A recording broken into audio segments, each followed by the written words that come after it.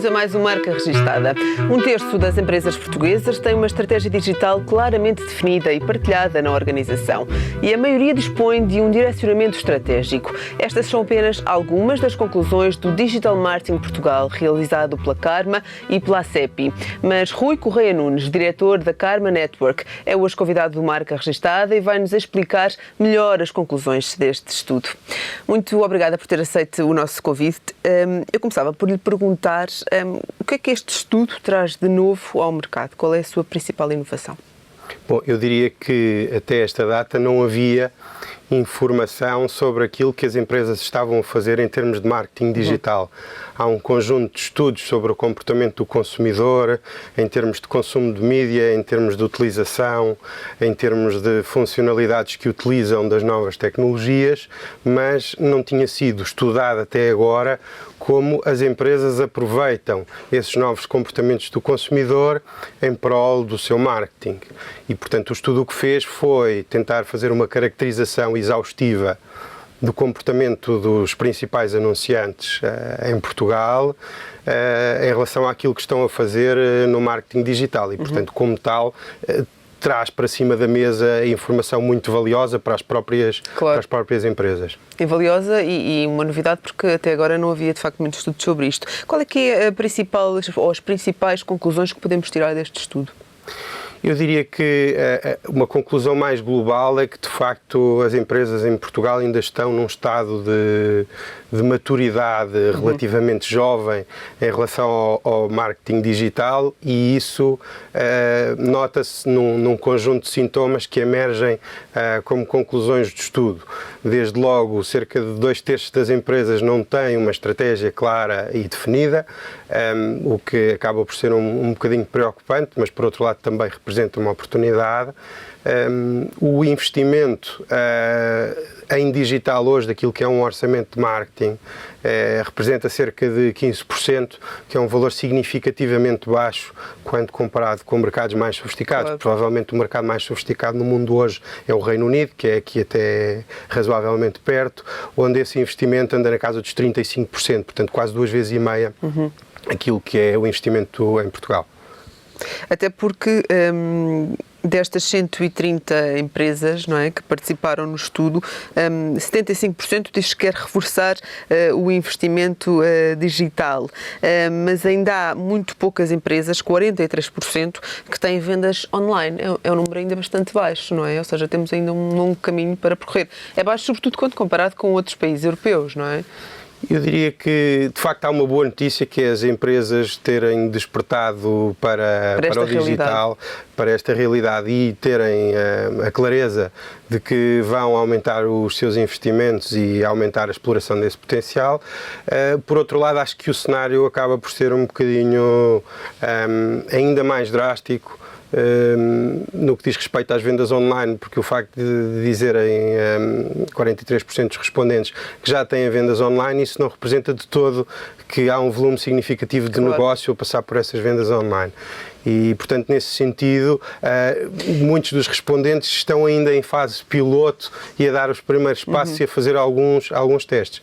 Eu acho que se calhar estamos todos aqui um bocadinho em fase experimental, não é? Até porque já há no mercado, de facto, agências que disponibilizem, empresas que disponibilizem estes serviços para as empresas, ou seja, há quem faça já este trabalho ou é um trabalho que ainda está por definir tanto nas empresas, dentro das próprias organizações, como a quem possivelmente poderá vender estes serviços, não é?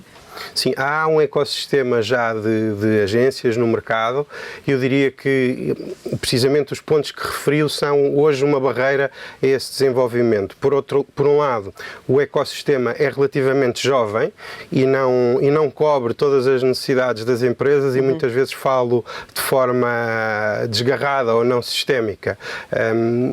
Há uma tipologia, uma estirpe de agências que são as agências digitais, que na sua maioria dos casos evoluíram para agências de marketing digital vindo do mundo das empresas que faziam websites.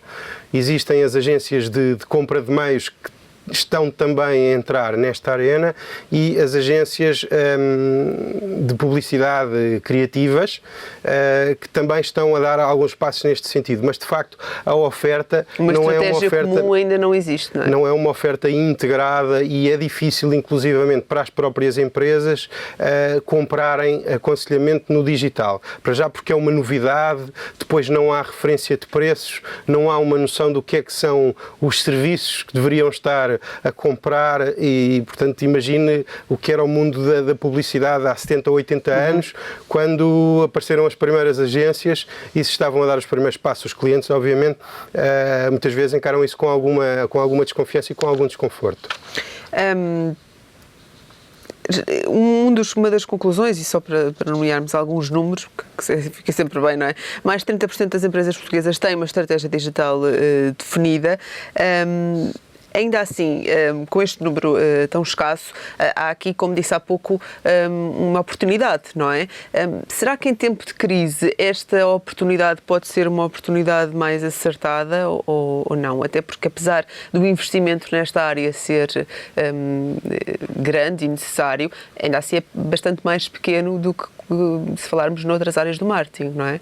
Temos aqui um nicho de oportunidade neste momento de crise, ou não? Eu diria, mais do que o nicho, temos um mar de oportunidades. De facto, a necessidade aguça o engenho e algumas empresas, aquelas que já despertaram para isso, estão de facto a tirar partido de forma interessante.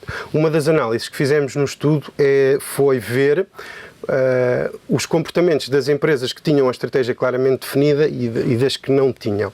E, de facto, a primeira conclusão é que aquele terço que tem a estratégia digital definida investe, em média, o dobro dos restantes, de onde, de facto, isso quer dizer que provavelmente tem uma capacidade de compreender melhor os retornos. Aliás, quando questionadas sobre o grau de satisfação com o retorno sobre o investimento feito em marketing digital, 82% das empresas responderam que era satisfatório ou muito satisfatório, ao passo que das empresas que não tinham a estratégia digital definida, apenas 65% o fizeram. Portanto, quem tem estratégia, de facto, está a tirar maior proveito da oportunidade, investe o dobro e está consideravelmente mais satisfeito com os resultados que tem.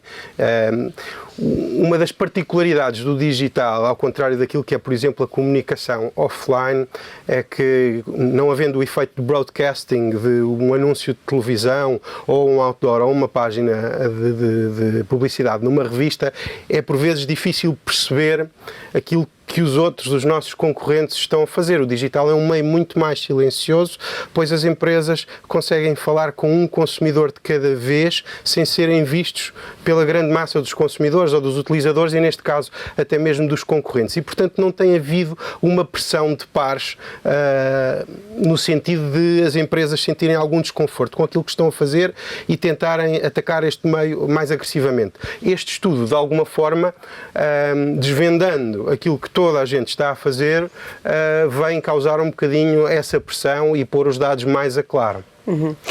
Rui Correia Nunes, muito obrigada por todas estas explicações. Esperemos que no próximo estudo que a Carma realize possamos aumentar aqui estes 30%, que de facto é um número pequeno. O Marca Registada fica por aqui, mas não sem antes lhe deixar mais uma rúbrica da jornalista Alexandra Ferreira, Speed Reading.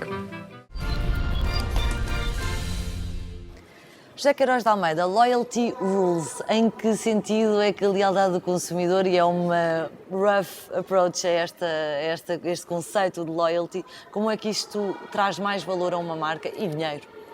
Bem, o livro é um livro curioso, escrito por Frederick Ritschl em 2001, e se calhar é que me estava por destacar a questão da própria tradução do livro, uma vez que não existe ainda disponível em Portugal uma versão traduzida.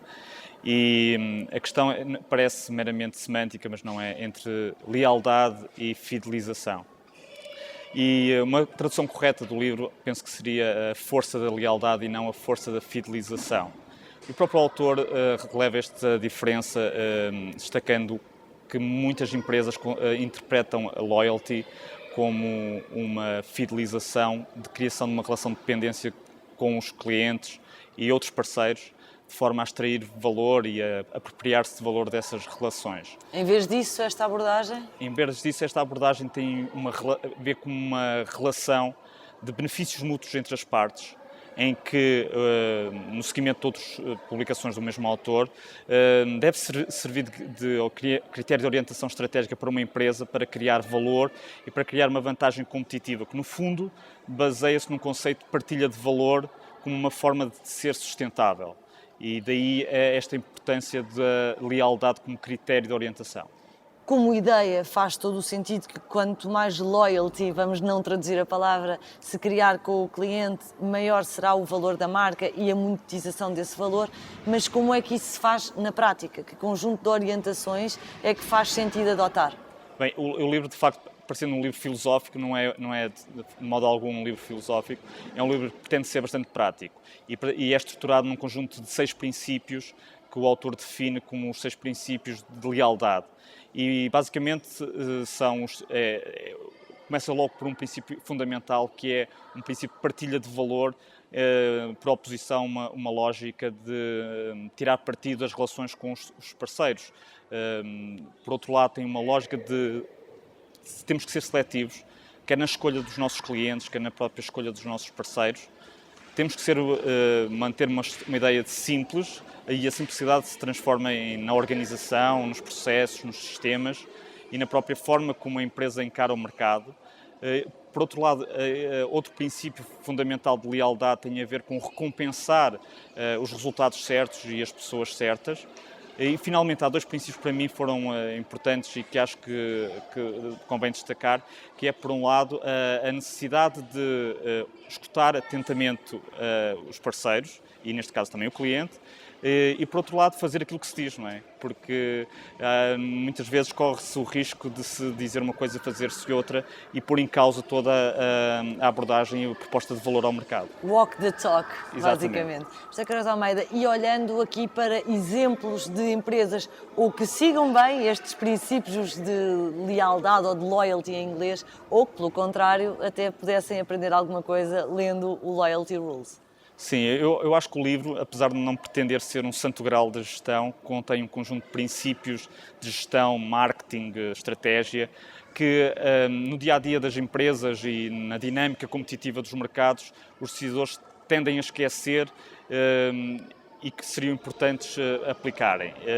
Nomeadamente, para dar um exemplo concreto, tem a ver com a dinâmica competitiva de guerra de preços, que é algo que neste momento em Portugal se vê em diferentes setores. Posso dar o exemplo do setor das telecomunicações, em que assistimos já há alguns anos a uma estratégia dos vários players no sentido de concorrerem em preço para conquistarem a market share, eventualmente à custa da margem, quando essas mesmas empresas são provavelmente paradigmáticas na ideia de terem planos de fidelização, de sistemas avançados de CRM, que depois acabam por ser anulados por esta dinâmica competitiva.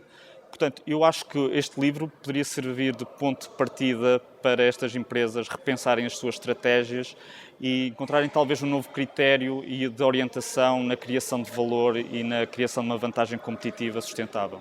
Muito obrigada, José Queiroz.